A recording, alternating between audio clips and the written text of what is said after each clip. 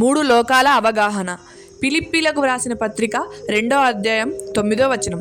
అందుచేతను పరలోకమందున్న వారిలో గాని, భూమి మీద ఉన్న వారిలో గాని, భూమి క్రింద ఉన్న వారిలో గాని ప్రతివాని మోకాలు యేసునామమున వంగునట్లు, అనగా ఈ వచనం ప్రకారం మనకు 3 లోకాలు ఉన్నట్లు అర్థమవుతుంది. నెంబర్ 1 పరలోకం, నెంబర్ 2 భూలోకం, నెంబర్ 3 భూమి క్రింద ఉన్న లోకం అని. క్రిందనున్న లోకానికి గల పేరు ఏమిటంటే సామెతలు 15:24 వచనం ప్రకారం పాతాళం. ఇంతకీ పరలోకంలో ఎవరెవరు ఉంటారంటే దేవుడు, యేసుక్రీస్తు వారు, దేవదూతలు, భూమి మీద దేవుని పిల్లలైన మనుష్యులు.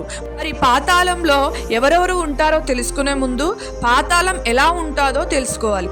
లూకా సువార్త 16వ అధ్యాయం 19 నుండి 31 వచనాలు మనం చూసినట్లయితే పాతాళంలో 2 స్థలాలు ఉంటాయని, ఆ 2 స్థలాల మధ్య పెద్ద మహా అగాధం ఉంటుందని, అందులో మొదటి స్థలం నెమ్మదికర స్థలము అని, రెండవది వేదనకర స్థలము అని, నెమ్మదికర స్థలానికే పరదేశి అని, వేదనకర స్థలానికి నరకమని పేర్లు కలవు.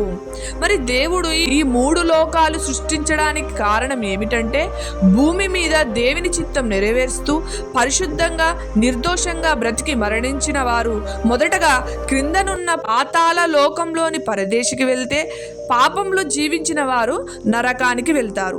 చివరగా క్రీస్తు 2వ రాకడలో పరిశుద్ధులు పరలోకానికి, పాపులు పాతాళానికి వెళ్తారు. నోట్, మనం గుర్తించుకోవాల్సింది ఏంటంటే క్రీస్తు 2వ రాకడ తర్వాత పాతాళ లోకంలో ఉన్న నెమ్మదికర స్థలం కూడా వేదనకరంగా మారి మొత్తం పాతాళం అగ్నిమయమై ఉండును.